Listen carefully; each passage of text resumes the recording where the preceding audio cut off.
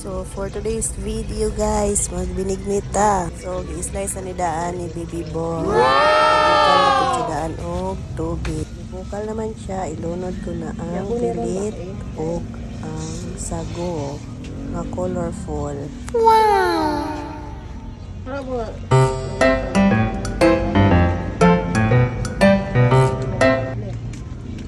Manani ato ni siyang latan. Kaya nato ni nato na siyang pabukalan para di siya mahilaw. Okay, wait a minute. Excuse me sa among kalan nga natayan tungod sa kadugayon. Servisyo. Talaga sara mo ni siya gapiton guys. Kaya di naman may tigluto. Ako na siyang gi-check. Pwede na ilunod ang mga sahog kaya bukal naman siya. Okay. Ayun, mag-wait po ta nga muluto na siya.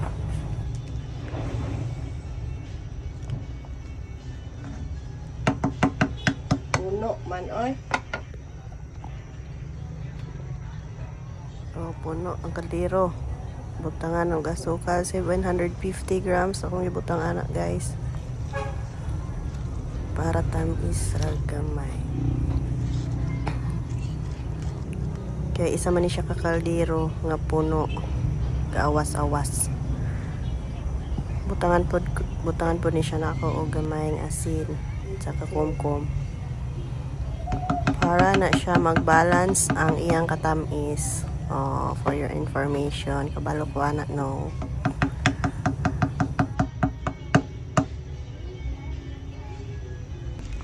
Ayaw ukay.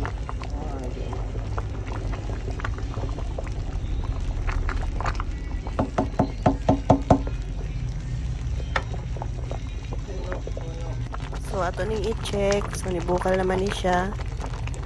Ato na po ni ibutang ang atong gata. So base no na naglibog mo anong sige na kukukayon para na siya dili mo dukot ang ilalom. Mo nang sige na ko siya kukayo-kayon guys para di siya magdukot sa ilalom. Depende po na sa yung technique kung saan yung pagluto pero mapuni ako ang technique. So maglahi-lahi jud ta no.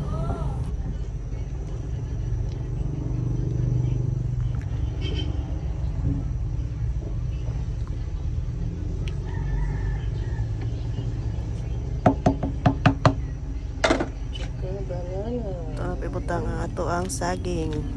Pabukalan din na siya tas ang bukal din.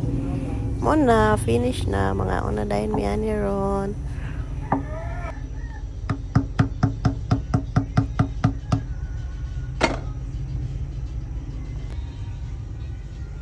So kani wala na nako siya tuklobi kay maawas man siya guys. Luto naman na. Oh, kani ato na ning patulaw sa atong gwapo nga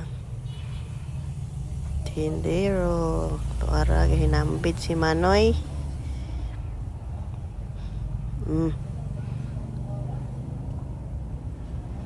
Unang hungit. Nakalimot siya siyang pangalan. So man na ang tanan, amo na dayong andaman ang mga tindero aron mahadan. Yung ano sila kapalangga. Tara. Init kayo magtakos. Natakos yun girl. Tadan ang mga tindero aron makaisnak po sila ginagmay.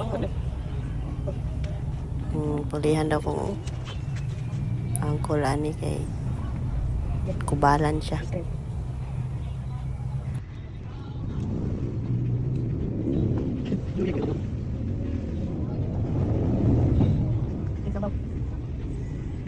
So, mauna nila ang mga snacks ang hapon.